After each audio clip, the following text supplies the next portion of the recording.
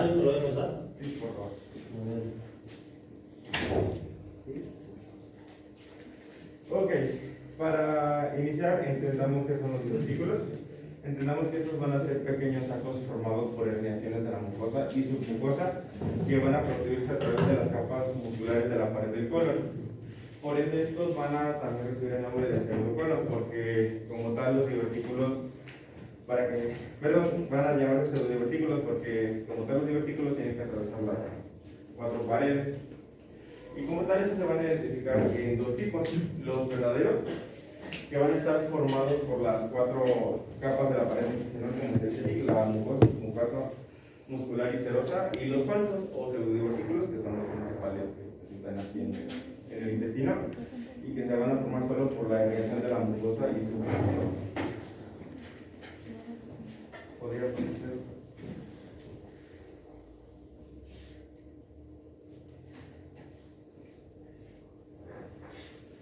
Y pues bueno, en cuanto a lo que es la enfermedad diverticular, digamos que la diverticulosis colónica será la presencia de divertículos en este segmento, siendo protusiones de la pared intestinal. Y este tipo de diverticulosis se le va a otorgar lo que es el nombre de enfermedad diverticular del colon cuando ésta empieza a presentar lo que son síntomas específicos, como lo serían el dolor abdominal y las alteraciones del hábito intestinal.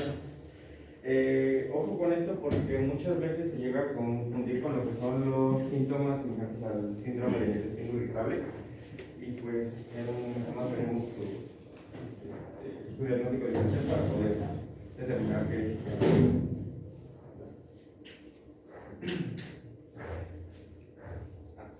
Gracias. Pues bueno, como tal se va a clasificar dependiendo de si es sintomático o no, como habíamos dicho. Y la asintomática va a ser la llamada diverticulosis, y pues esta se va a detectar de manera accidental por una colonoscopia o alguna radiografía.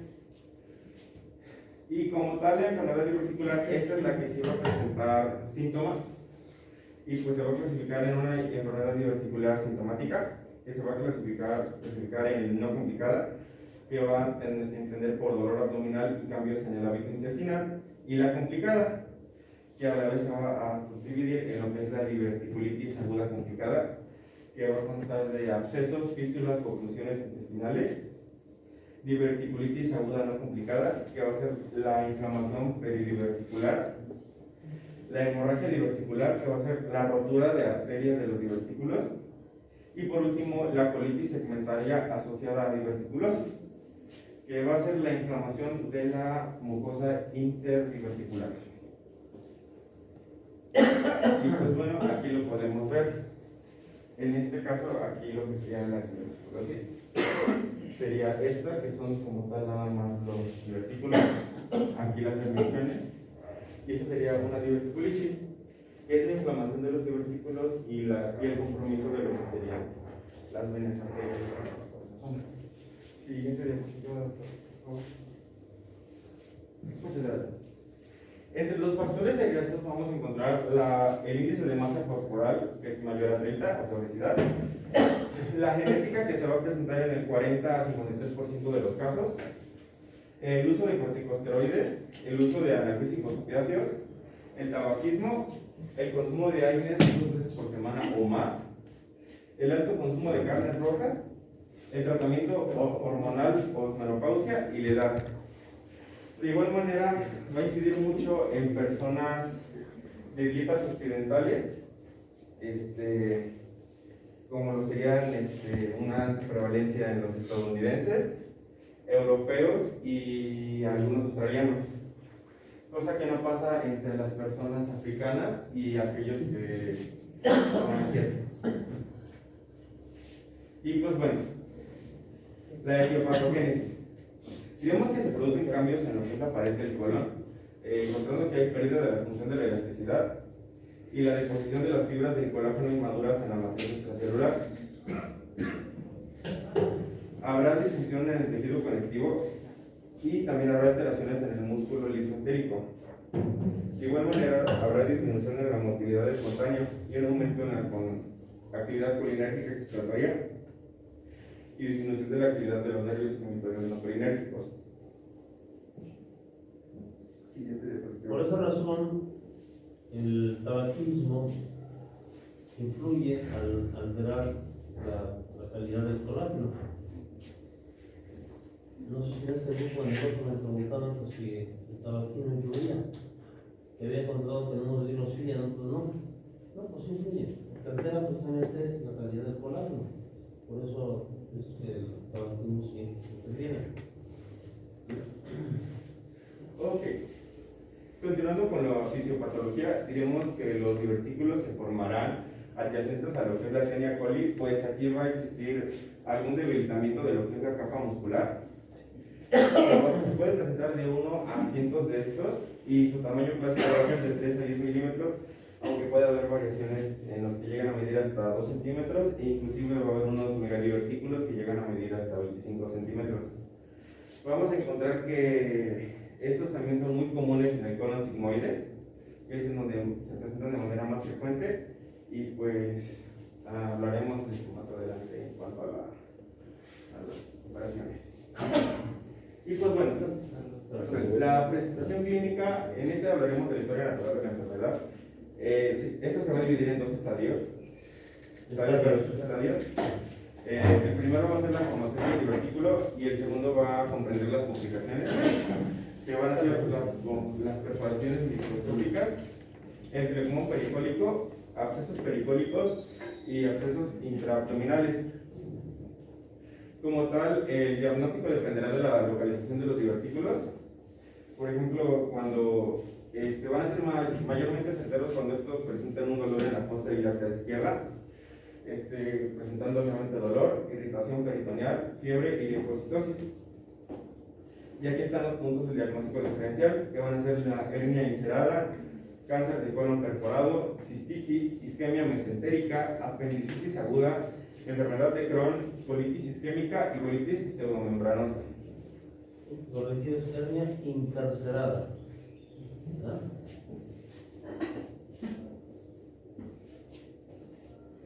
Y pues bueno, los estudios diagnósticos. ¿Quedó claro? La herniación, la formación del saco, se produce en el sitio donde entran y salen los vasos. Son puntos débiles de la pared colónica y que el aumento de la presión intracolónica va a hacer que por ahí se hernia. Se va formando el saco. Ya vimos en fisiología que existe un peristaltismo, pero cuando este peristaltismo comienza a luchar, este empuja para abajo y este para arriba, entonces hay un segmento donde que aumenta la presión y esto es lo que hace que salga. De manera que las personas que tienen problemas funcionales del colon más avanzados los años van a presentar una enfermedad diverticular del colon. La falta energética de fibra, bueno, vamos a mencionar, ¿verdad? Ok, vamos a continuar. Pues bueno, en cuanto a los estudios diagnósticos, encontraremos que el estudio por excelencia va a ser la tomografía axial computarizada abdominopélvica, teniendo una certeza del 97%. Y entre los hallazgos más característicos que vamos a encontrar aquí van a ser principalmente la infiltración de la grasa pericolónica, el engrosamiento de la pared, la hipertrofia muscular, la presencia de abscesos pericolónicos o pélvicos y la perforación libre o salida del contraste de aire. De igual manera, la consiguiente de esta es la resonancia magnética con una efectividad del 88%, pero pues casi siempre se utiliza esta. Ahí se ven los sacos, ¿verdad? Bueno, ya están en tratamiento, pero ¿y dónde está la...? ¿No? ¿No? El estreñimiento crónico va a hacer que aumente la presión intracolónica. Entonces, este aumento de presión, la base de no posible, es lo que va a ocasionar presión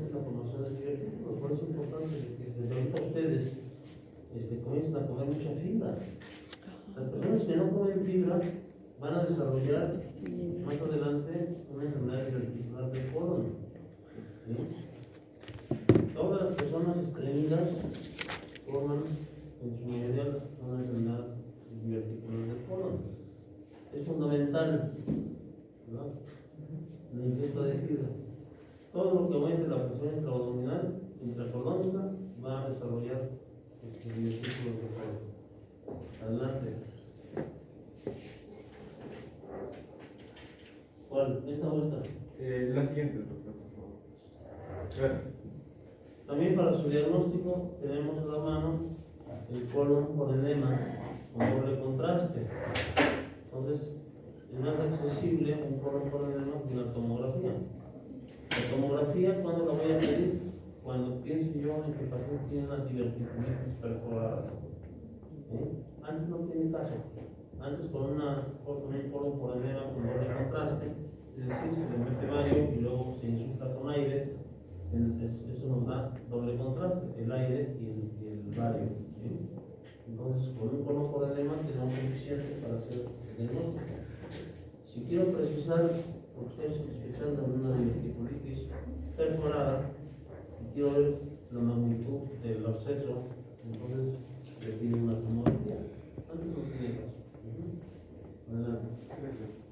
En cuanto al tratamiento, vamos a encontrar varios tipos, pero aquí de los principales, el primero va a ser en los pacientes con una diverticulitis leve.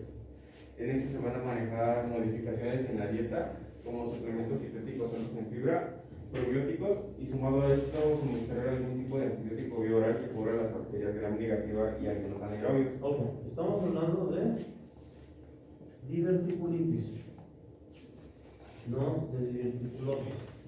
Una cosa es que haya divertículos no complicados y otra cosa es que haya diverticulitis o divertículos complicados.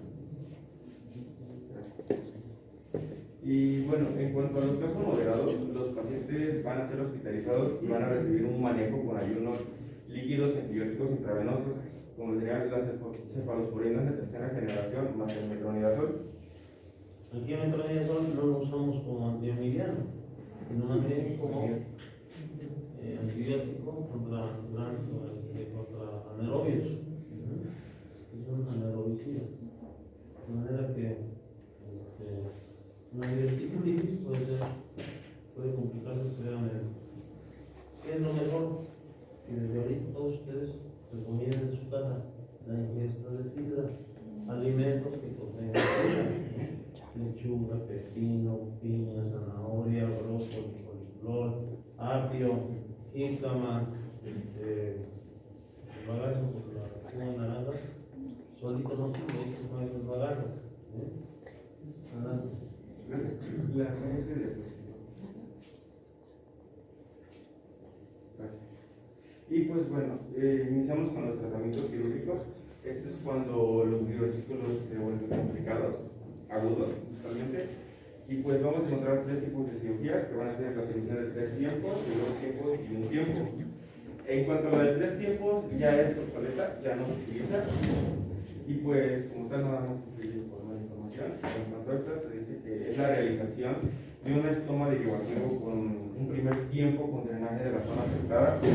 En un segundo tiempo se reseca el segmento del sigmoides y en un tercer tiempo se realiza la recondición intestinal, como se ve ahí en la imagen. Estamos hablando de una situación de urgencia. Esta diverticulitis está perforada y ya está complicada. Entonces, en un primer tiempo se drena la zona afectada. En el segundo tiempo se resecaba el segmento del sigmoides y en el tercer tiempo se realizaba la conexión intestinal. Esto era antes. ¿Sí? Eran muchas cirugías. Adelante. Siguiente diapositiva. Bueno, en cuanto a la cirugía de 2 tiempos, de igual manera se está digamos, un poco en desuso por la alta morbilidad y mortalidad que conlleva. Pero como tal, esta consiste en la resección del segmento afectado, dejando una colostomía terminal con el cierre del muñón rectal, a lo que se le llama procedimiento de Hartmann o dejando una fístula mucosa. Y Entonces se reseca el sigmoides, se lava, se drena y se hace una colostomía. Se aboca el segmento proximal, el distal se cierra, se llama procedimiento de Hartmann. Y pues la cirugía en un tiempo, llamada también anastomosis primaria. Esta se va a realizar en pacientes estables y con una contaminación limitada. Y esta va a consistir en resecar el segmento afectado y realizar una anastomosis colorectal. De igual manera se ve en la imagen. Entonces, si vemos que no está muy contaminada el área, que no hay un severo proceso inflamatorio, está limitada limitado el daño tisular, podemos hacer la resección y de una vez hacer la anastomosis, lavar perfectamente bien y drenar. Esto es mejor para el paciente. ¿Por qué? Porque no se someten a otras cirugías. Pero aquí sí depende de la valoración transoperatoria del cirujano. Porque si lo hace en un tejido, en un área altamente contaminada, con severo proceso inflamatorio, se le va a abrir, se va a botar el pulso, no va a funcionar la anastomosis. Y pues ¿Alguna duda? ¿Quedó claro lo que es la diverticulitis, la enfermedad diverticular del colon? Entonces, ¿cuál es la diferencia? Ya cuando hay una diverticulosis es cuando salen las proyecciones del intestino grueso y la La diverticulosis es la presencia de saculaciones, de divertículos. Los divertículos son saquitos. Y la diverticulitis es cuando se inflama. Y cuando se inflama se comporta como una apendicitis, que se puede perforar incluso, puede incluso sangrar. Ahora bien, hay pacientes, según la edad, hay pacientes que son adultos, mayores de 50 años, por ejemplo, que presentan enfermedad diverticular, que les crea mucha molestia, mucho dolor, que sangran, correcto. Entonces, hay dos escuelas. A la primera evidencia de sangrado, operar. La otra es dejar y esperar a una segunda. Si es una persona joven, en la primera muestra de sangrado yo lo opero. ¿Por qué? Porque va a tener, vamos a suponer que tiene 35 años, va a tener muchos años todavía de recorrido para que se pueda complicar. No es lo mismo que una persona de 65, 70 años que ya no tiene mucho que recorrer. ¿Sí? Entonces, hay que valorar la edad del paciente, su estado nutricional, varias cosas. ¿Sí? Y en la cirugía del primer tiempo, pues vimos que se reseca desde la flexura esplénica hasta el colon sigmoide. ¿Cuáles son las principales complicaciones que presenta el paciente por la resección tan grande del intestino grueso? Por lo que se quita. No hay No hay problema. Solamente la relación transoperatoria que dijo usted, ¿no? Pueden votar los puntos. Sí, no, pero como ello se refiere a que como falta esa superficie de absorción y todo, ¿qué problemas pueda tener? Y tú te refieres ya a complicaciones técnicas, que se puedan botar los puntos, que se pueda deshacer la anastomosis, que se pueda complicar con absceso de cavidad residual. Eso se refiere a otras cosas. Y cuando hablaba de área contaminada, bueno, de una zona contaminada, para valorarla, ¿se refiere a qué? En el colon. Hay salida de materia fecal, hay material purulento, porque es una, como si fuera una apendicitis, es un divertículo que se abre, está en contacto con el interior del colon, lleva materia fecal, entonces hay anaerobios, hay gran positivos, hay gran negativos, pues está contaminado, a veces hay materia fecal incluso. ¿Sí? Entonces, eso es contaminación. Pero si la contaminación es mínima, el proceso inflamatorio está reducido, superó tiempo, entonces ya no serían muy complicados. Entonces a esos hay que hacer resección y colostomía. Y en un segundo tiempo ya se puede hacer la anastomosis. Porque si lo hacemos en esas condiciones, se bota. ¿Sí está claro lo que es una enfermedad diverticular? Son saquitos hacia afuera, a diferencia de la poliposis de colon que es hacia adentro, son bolitas que están hacia adentro. Bueno, ¿cómo está un compañero? Si hubiera consultado el néctar, hubiera tenido mucho mejores imágenes. Pero ¿qué necesidad de todos ustedes? Todos los días les digo, pongan imágenes del néctar, que está mejor ilustrado el néctar. No, agarran de aquí. ¿Por qué? Por no buscar. ¿Por qué no buscar aquí en el néctar? Vas a buscar y lo vas a poner. Por cierto, a los que les he pedido que busquen, les dije que me lo iban a enseñar, lo que iban a agregar, ¿sí? Hasta ahorita estoy esperando que me lo muestren y no me lo han mostrado. Ya se olvidaron. ¿A quiénes les dije que buscaran el néctar y lo agregaron?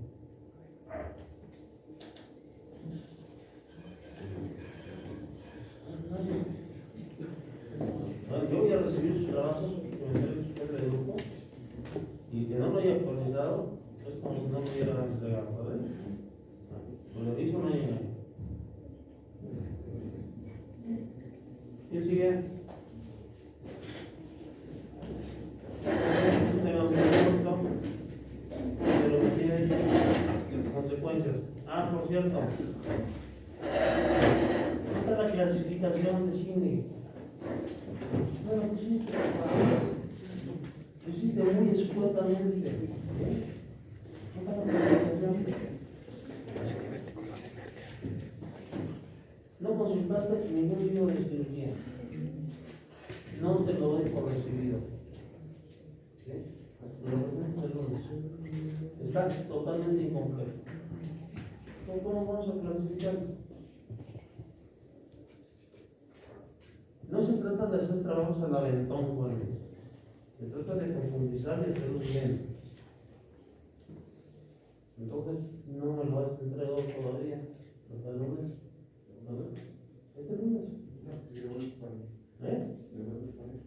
¿Lo vas a presentar? Bien, ¿qué sigue?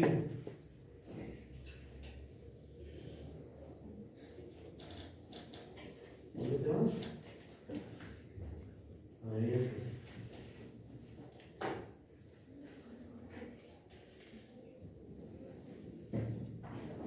Y con estos libros de cirugía general, relación dedicada a la cirugía, está en la biblioteca.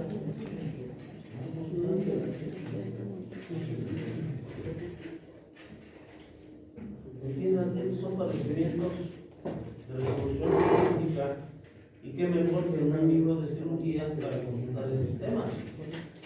Los libros de gastroenterología sí que lo mencionan, pero aquí muy someramente. Ya viene un poco más claro. Entonces, esta clasificación es muy importante.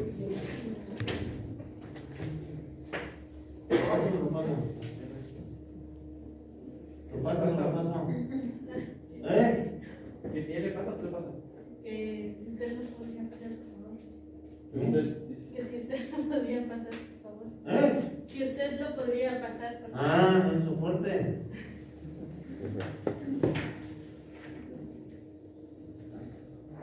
¿Ya?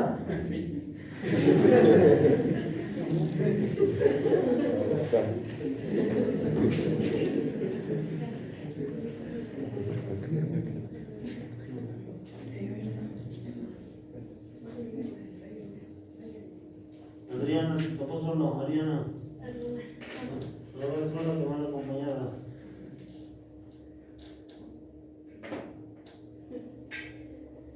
Bueno, para empezar a explicar lo que es el tema de... Lo que es. Bueno, para empezar a explicar el tema de la mitiasis, debemos entender que es una infección humana producida por el protozoario entamoeba histolítica. Aquí tenemos una imagen de un quiste de entamoeba histolítica.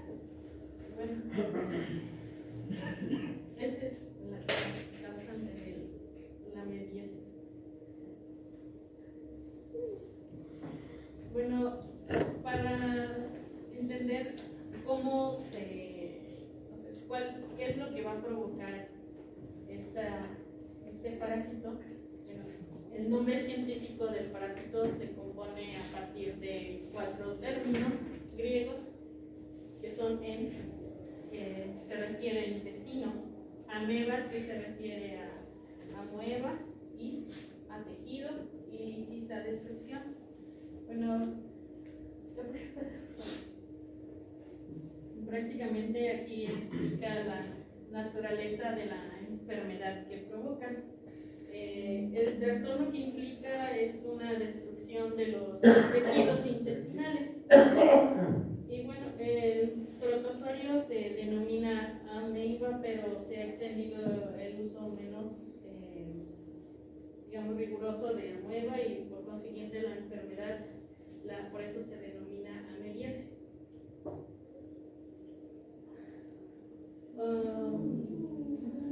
Otro punto es que, desde el punto de vista patogénico, es que los agentes se llaman en realidad entamoeba histolítica y entamoeba distal, cuando es patológico y no lo es, respectivamente. Ahora bien, vamos a hablar un poco sobre antecedentes, es decir, sobre la historia. Y bueno, la amibiasis intestinal fue descrita por primera vez por Hipócrates, y bueno, ellos le llamaron como flujo del vientre. Ya Hipócrates lo que él reconoció la amibiasis en un paciente con disentería y fiebre. Bueno,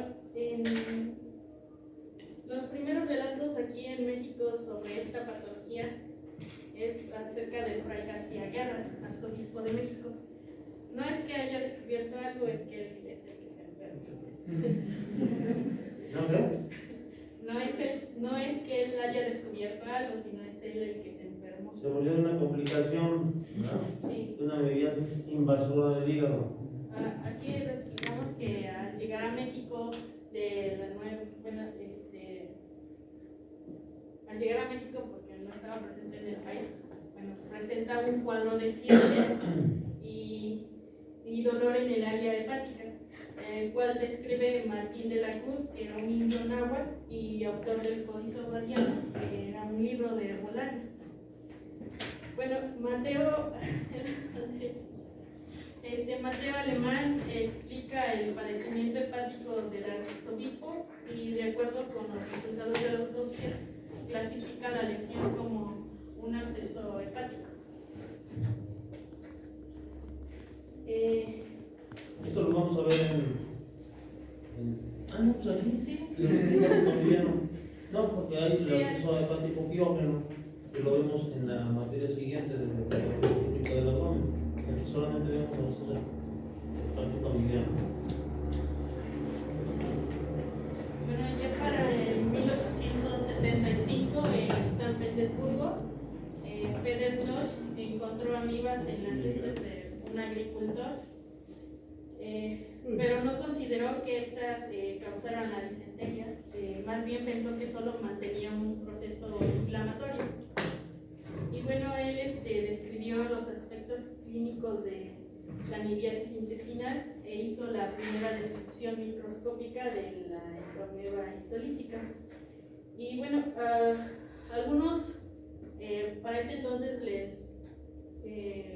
la experimentación no era bien vista como tal, porque pues, era considerado inhumano, ¿no? Porque él lo que hizo fue reproducir la infección en un animal, que fue un perro, pero realmente con la misma muestra infectó al perro, pero la verdad no tuvo éxito, ya que pues para que sea eficaz la infección tiene que pasar por un proceso, porque recordemos que hay una forma infectante y una forma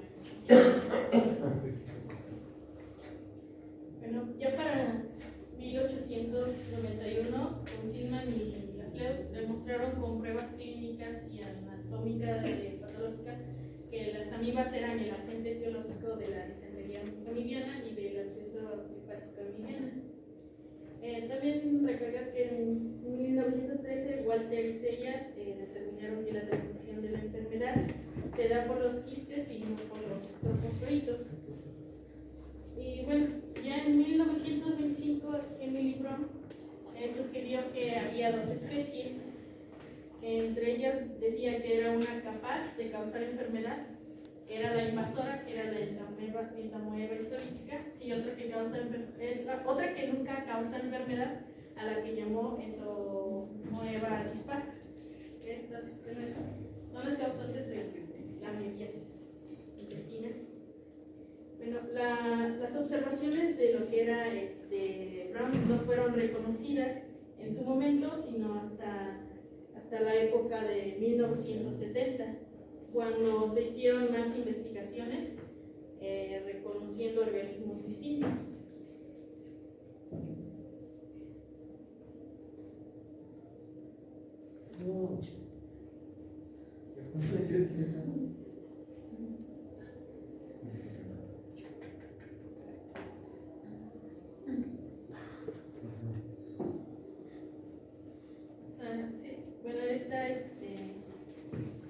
Bueno, ya en 1993 se publica la descripción formal de que realmente esas observaciones eran ciertas.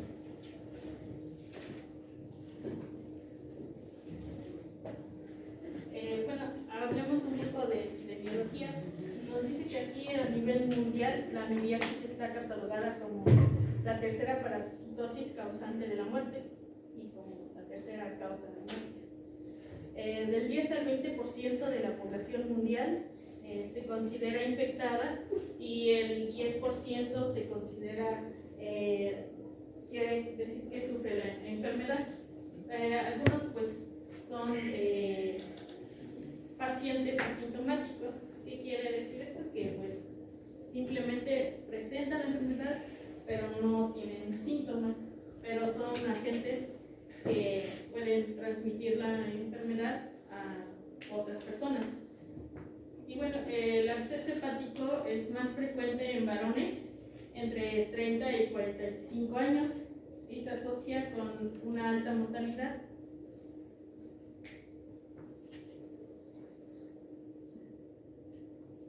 Bueno, aquí tenemos un mapa de México de 2010 sobre las incidencias de entamoeba histórica. Y bueno, aquí nos dice que 20% de portadores, del 20% son portadores y el 2% son de enfermos y 5.9% de seropositivos, quiere decir que son asintomáticos. Y bueno, muertes entre 0.1 y 0.2% de los enfermos están ocasionando su muerte. Bueno, en base a estos datos puede afirmarse que la amibiasis se encuentra entre las primeras causas de mortalidad en el país, igualmente porque también se reproduce en lo que son zonas más tropicales y bueno, México pues es uno de ellos. Tal vez haya disminuido un poco o no se vea tan incrementado porque para muchos problemas intestinales metronidazol. A nivel institucional, Seguro Social, metronidazol. En las farmacias, metronidazol. ¿Sí? Entonces eso ha contribuido a que no se refleje tan elevado. Sin embargo, sigue existiendo problemas de amibiasis. ¿Por qué? Porque hace falta higiene en la población. No toman su agua bebida, no lavan ni desinfectan frutas y verduras, y si lo hacen, no saben hacerlo correctamente, ya lo hemos visto. Hay que enseñar a la población a lavar y desinfectar frutas y verduras. Después, con este grupo, con el otro que vimos lo de la lechuga. Los detallitos como esos. Si no se sabe desinfectar bien la verdura, aunque le echen clorito y aunque lo desinfecten, no lo están haciendo bien. Algunas personas desinfectan, sí, le ponen vinagre, le ponen limón, se reservan los bichos de ahí, que no son muy banales. Entonces, hay que enseñarle a la población a desinfectar. Ustedes en sus casas, a su familia, deben enseñarles cómo se debe hacer. Bueno, vamos a ver. Y bueno, tener cuidado con lo que se come en la calle. Viene la época de calor y entonces pues pululan los gérmenes, las ancitas que llevan los taquitos y todo, no saben si está es agua de garrafón o es agua hervida, el cilantro que le ponen, pues no saben si lo desinfectaron, el cuchillo con el que cortan, pues no, a veces se cae, lo levantan y siguen cortando. O sea, son detallitos que hay que cuidar mucho, ¿sí? Por eso se requiere de las infecciones.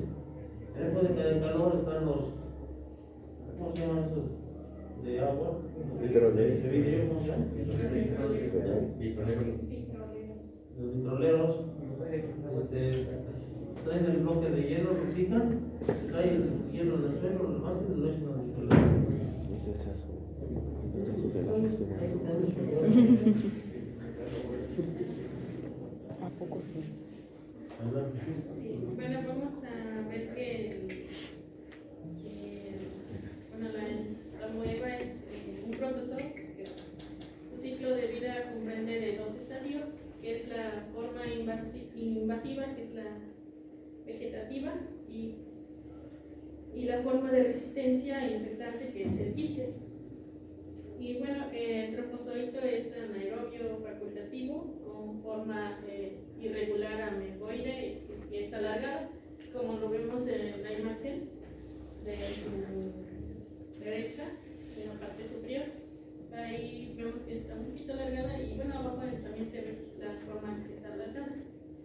Y bueno, esta puede medir de 10 a 60 micras de diámetro, aunque el tamaño más habitual es de 12 a 15 micras.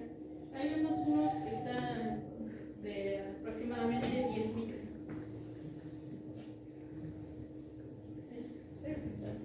Bueno, ahí también vemos en su estructura, ya está señalada, que en el citoplasma tiene un único núcleo con un cariosoma central, tiene cromatina periférica fina, distribuida regularmente y las bolas que pueden contener los eritrocitos fagocitados del huésped. Y bueno, a partir del citoplasma se forman prolongaciones o pseudópodos con los que se desplazan. Más adelante les voy a mostrar un video de más o menos cómo es que inicia el ciclo desde el trofozoito hasta el quiste. Sí, como 40 años, 40 años. Un químico de Puebla, cuando estábamos en el Portalillo, yo estaba ahí haciendo mi internado, pero él estaba en el laboratorio, demostró en un congreso internacional cómo un linfocito T, por decirlo así, se comía a la amiga. Es un descubrimiento fabuloso, no se sabía. Y él lo demostró, lo filmó en su microscopio, y se ve claramente cómo el linfocito T se traga a la amiga. Programa. Bueno, la otra forma es el quiste, que es la forma infectante. Cabe recalcar que el trofozoito no va a causar como tal los síntomas, sino cuando ya llega el quiste, que es la forma infectante, que ahí es cuando se presenta la enfermedad. Y bueno, los quistes son de forma esférica o oval, así como lo vemos en las imágenes, ya son como esferitas. Y no sé si se dieron cuenta, al principio de la presentación estaba como más redondita. Entonces, bueno, esta tiene una pared resistente de quitina y miden de entre 10 a 15 micras.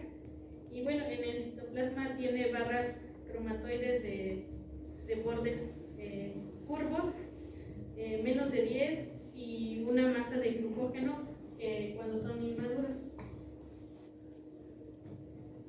Y bueno, estos se dividen por mitades sucesivas, por lo que al alcanzar la madurez tienen 4 núcleos.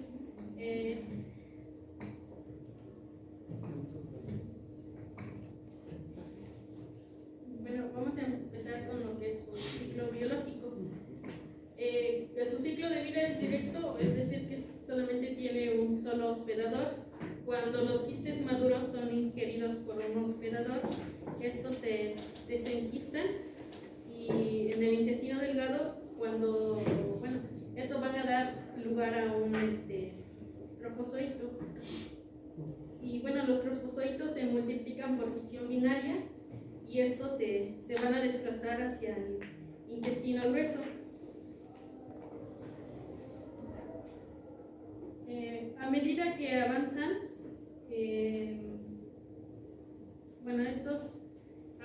estos a medida que avanzan hacia el exterior dejan de alimentarse, se rodean de una pared resistente, transformándose así en lo que son los quistes. Tanto los quistes como los trofozoitos son eliminados en las heces del hospedador. Y bueno, aquí, no sé si se ve bien la imagen, es el libro de Parasitología Médica. El hábitat primario intestinal nos dice que, al principio les dije que el trofozoito se desplaza a través del intestino delgado, pero él principalmente afecta lo que es el intestino grueso. Lo que es. Afecta el intestino grueso, llegando a los ángulos colónicos, como se llama, son las regiones ileocecal y los recto sigmoide. Y bueno, un hábitat secundario extraintestinal es, por ejemplo, el lóbulo derecho del hígado. Vamos a ver que tenemos infecciones intestinales y extraintestinales. Quiere decir que las intestinales solamente se van a presentar en lo que es dentro de lo que es el sistema de los intestinos, del intestino.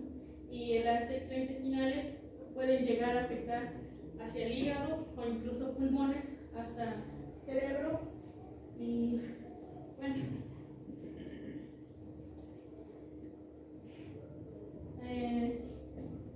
una vez en el exterior los trofozoitos apenas pueden sobrevivir, y aunque sean rápidamente ingeridos por un hospedador, no son capaces de sobrevivir a la acción de los jugos gástricos. Sin embargo, los quistes sobreviven en el exterior desde horas hasta meses en función de las condiciones ambientales.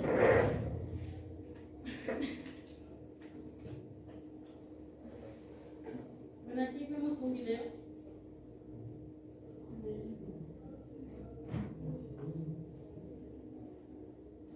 Son las microvellosidades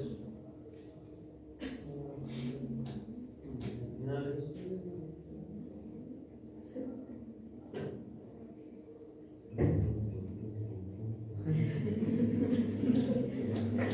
Ahí empieza.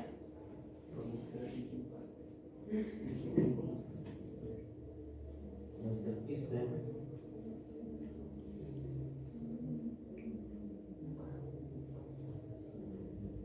Qué buenas imágenes, excelente video.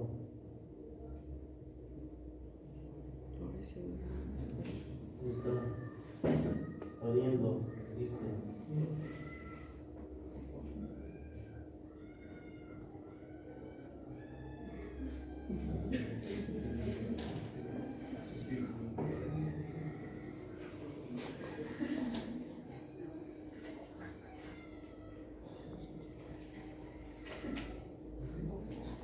Aquí ya está la migración que va del intestino delgado hacia el intestino grueso.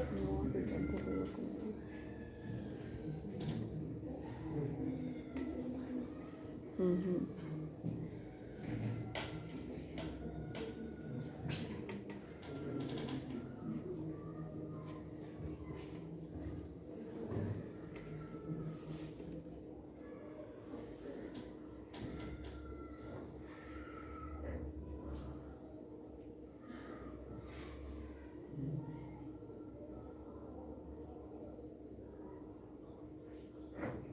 Ahí ya llegó al intestino grueso.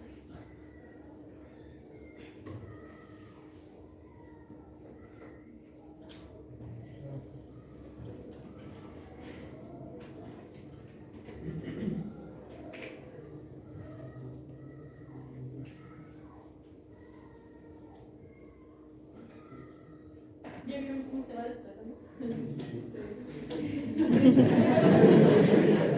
Sí, es que bueno, al principio les dije que si ya vieron cómo se va desplazando, porque les dije al principio que les iba a mostrar cómo es que esto se va a desplazar hacia el intestino grueso. Bueno, ya aquí por el levantamiento otra vez. Habla fuerte.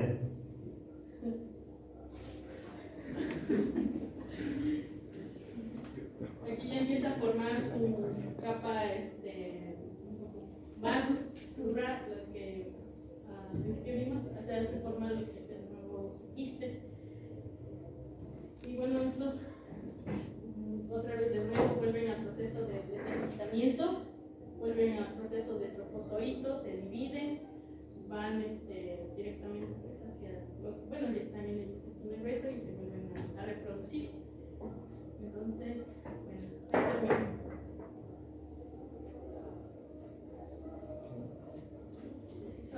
Vamos a ver sobre los mecanismos de transmisión.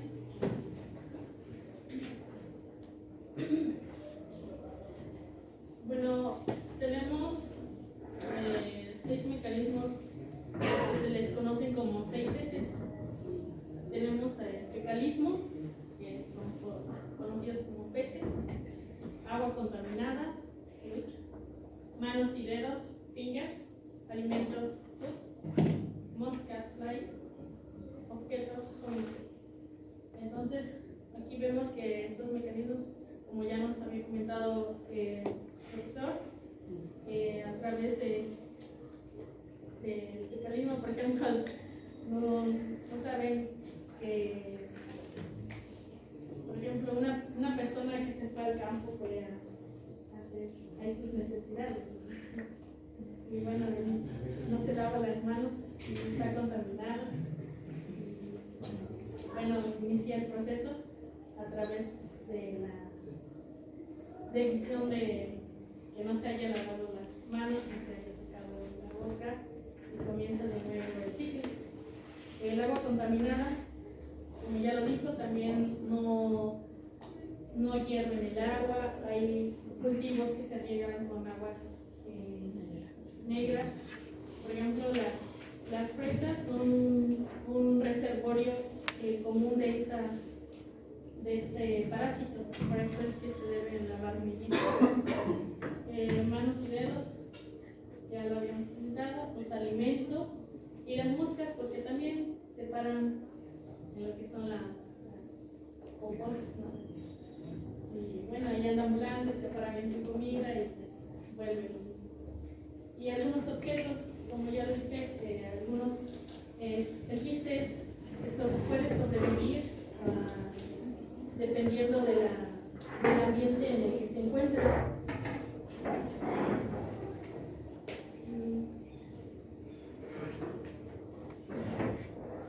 ¿Sí? ¿Seis qué? Se le conoce como 6 ejes. Ejes. ¿Seis qué? 6 ejes, por las iniciales de lo que es peces, fluids, fingers, foods, calles, comidas. 6 veces. 6 ejes. Ejes. 6 veces. Ejes. ¿De dónde están los 6 veces? Peces, fluids, fingers, food, calles, comidas. Las moscas, tengan en cuenta que se pagan en animales muertos. En veces, de animales de humanos. Se paran por pedir media. Y luego vuelan y se pagan los alimentos. Ya los espantan. pero ya dejaron su porquería. Pues deben tener mucho cuidado. Si van al mercado y van a comer barbacoa, está lleno de moscas ahí, pues procuran no comer la barbacoa. Pones salecita y se la echas. No, yo cuando compro barbacoa me la llevo a la casa de ustedes y ahí lo meto a la barbacoa otra vez. Porque están moteadas, ¿no? Por más que le pongan a veces el plástico, cuando lo quitan llegan los moscos. Ten mucho cuidado. Una vez me acuerdo que fui al mercado y estaba una señora cambiando los pañales a su niño, no sé si les platiqué. Me paró de casa, pero entonces estábamos con el paciente haciendo